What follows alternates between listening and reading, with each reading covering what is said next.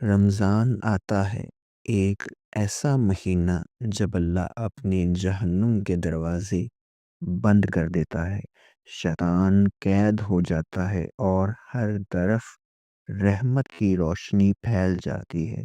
لیکن حیران کن بات یہ ہے کہ پھر بھی لوگ گناہ کرتے ہیں، نماز نہیں پڑھتے، روزہ نہیں رکھتے۔ کیا ہم واقعی سمجھتے ہیں کہ یہ مہینہ صرف بھوک پیاس کا نہیں بلکہ دل کی صفائی، روح کی تربیت اور اللہ کے قریب آنے کا سب سے بڑا موقع ہوتا ہے؟ عائشہ اپنے گاؤں کے ایک چھوٹے سے گھر میں رہتی تھی۔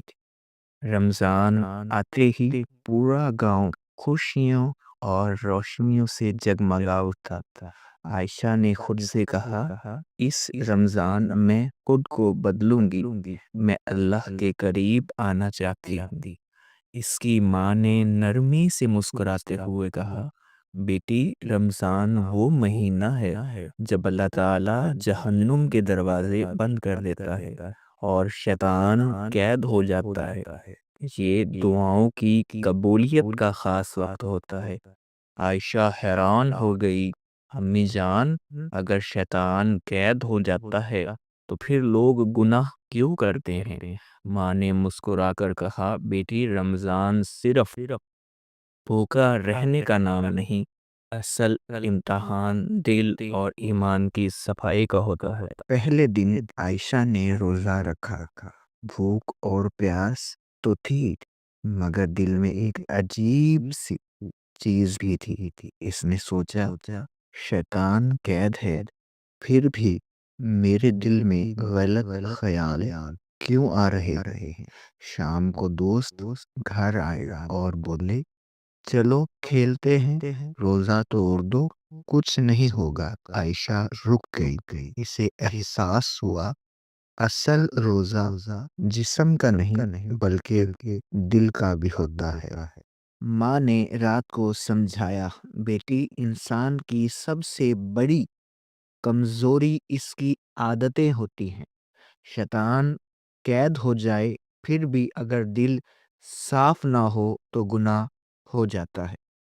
عائشہ نے سوچا، ہم نماز پڑھتے ہیں، روزہ رکھتے ہیں مگر جھوٹ بولتے ہیں، غصہ کرتے ہیں، دوسروں کو تکلیف دیتے ہیں۔ اسی رات عائشہ نے فیصلہ کیا، میں چھوٹے چھوٹے کاموں سے اپنی زندگی بدلوں گی، والدین کی خدمت کروں گی، بہن بھائیوں کے ساتھ صبر کروں گی، دوستوں سے محبت اور نرمی سے پیش آؤں گی۔ اب اسے سمجھ آ گیا تھا، رمضان کا اصل سبق دل کے اعمال اور اپنی درستگی اور صفائی۔ اس نے ایک دن ایک غریب بچے کو دیکھا جو کھانے کے لیے مانگ رہا تھا۔ عائشہ نے سوچا، میرے پاس زیادہ نہیں مگر کچھ تو کر سکتی ہوں۔ اس نے جیب میں چند سکے نکالے اور بچے کو دیے۔ بچے کے چہرے پر مسکراہٹ آ گئی۔ عائشہ کا دل خوشی سے بھر گیا۔ اسے احساس ہوا دینے سے دل ہلکا اور روح خوش ہو جاتی ہے۔ رمضان کے آخری عشرے میں عائشہ نے دعا کی، یا اللہ، میرے دل کو صاف کر دے، میرے اعمال کو درست کر دے اور مجھے ہمیشہ اپنے قریب رکھ۔ اسے لگا جیسے اس کا دل اللہ کے نور سے بھر گیا ہو۔